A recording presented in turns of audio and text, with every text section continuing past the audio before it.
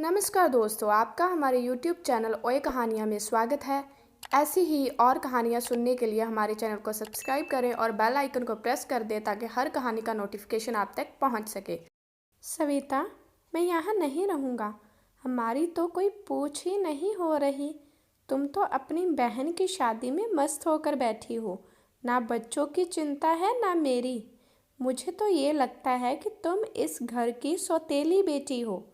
ना तो तुम्हें कुछ शादी में दिया। हमारे समय तो ये लोग भिखारी बन गए थे।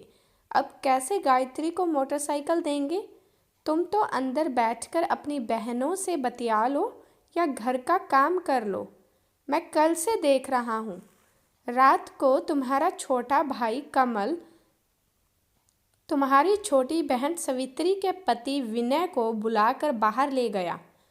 उसके हंसने और बोलने की आवाज़ भी काफ़ी रात तक आती रही थी। मैं देख रहा हूँ अब भी इस घर के असली दामाद इस विनय के लिए तो अभी चाय भी आई है और मैं साथ में बैठा हूँ। मुझसे किसी ने पूछा भी नहीं। राजेश शादी वाले घर में बेइंतहा चिल्लाए जा रहा था और सविता कुछ कर नहीं पा रही थी। राम प्रसाद जी की 3 बेटियां थीं। सबसे बड़ी सविता, सवित्री और गायत्री। उनका एक पुत्र भी था जो कि 6ठी क्लास में पढ़ता था। राम प्रसाद जी समीप की कंपनी में सुपरवाइज़र का काम करते थे। अपनी दोनों बड़ी बेटियों की शादी कर चुके थे और कल गायत्री की शादी थी। दोनों दामाद 2 दिन पहले ही आ गए थे। राजेश ने अपनी शादी के समय तो कुछ भी मांग नहीं की, लेकिन शादी के बाद वह हमेशा सविता के घर से कुछ न कुछ पाने की इच्छा रखता ही था। जब भी वह ससुराल आता, शायद ही कभी ऐसा हुआ हो कि वह बिना लड़े घर से गया हो। सविता के कारण सब चुप रहते थे, लेकिन अब तो और भी सारे लोग घर में इकट्ठा हुए थे। राजेश के इस व्यवहार के कारण सविता बहुत शर्मिंदा हो रही थी।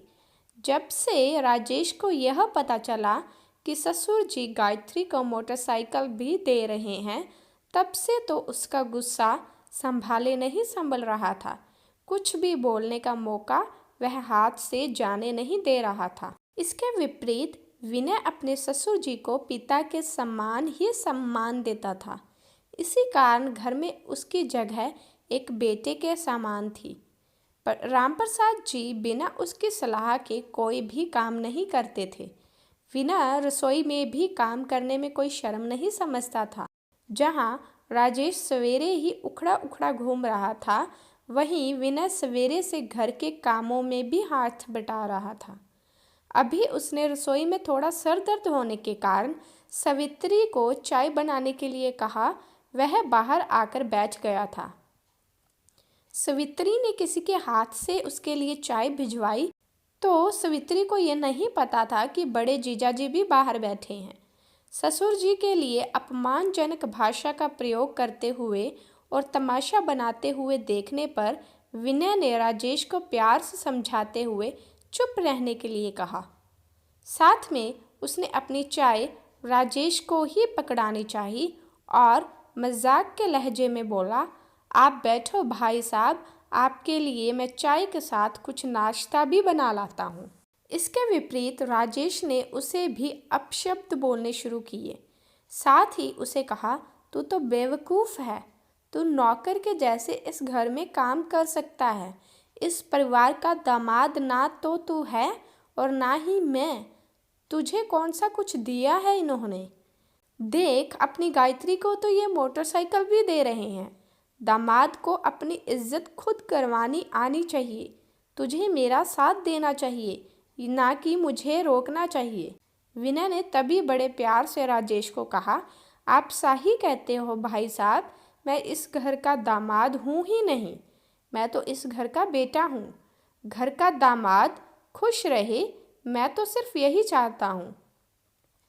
कल रात को भी जब छोटे सारे साहब मुझे बुलाने आए थे तो कारण ये था कि मैंने नीचे जाकर बूंदी के लड्डू बनवाने में हलवाई की सहायता करनी थी। आप तो ऐसा करते नहीं, इसीलिए किसी ने आपको बुलाया नहीं। मैं आपको कुछ बताना नहीं चाहता था, पर क्योंकि आप चुप नहीं होंगे इसलिए घर के बड़े दामाद जी, आपके ससुर जी ने आपको अपनी बेटी दी। आपने क्या उसकी कदर की? यह तो आप बार बार मोटरसाइकिल का जिक्र कर रहे हैं। यह अपनी छोटी बहन गायत्री को मैं भेज दे रहा हूँ। और दामाद जी, आप इस घर से क्या इच्छा रखते हैं, मुझे बतला दीजिए। हो सका तो कोशिश करूँगा कि आपके मान सम्मान में कहीं कमी ना रह जाए। आप बिल्कुल सही कह रहे हैं कि दामाद को अपनी इज्जत करवानी आनी चाहिए। यह शादी का घर है और मैं सिर्फ अपनी बड़ी सविता दीदी का ख्याल करके चुप हूँ, वरना शादी तो आपके बिना भी हो सकती है। दामाद का और बेटे का मैं दोनों का ही काम संभाल सकता हूँ। तब तक सविता और सारे लोग बाहर आ चुके थे।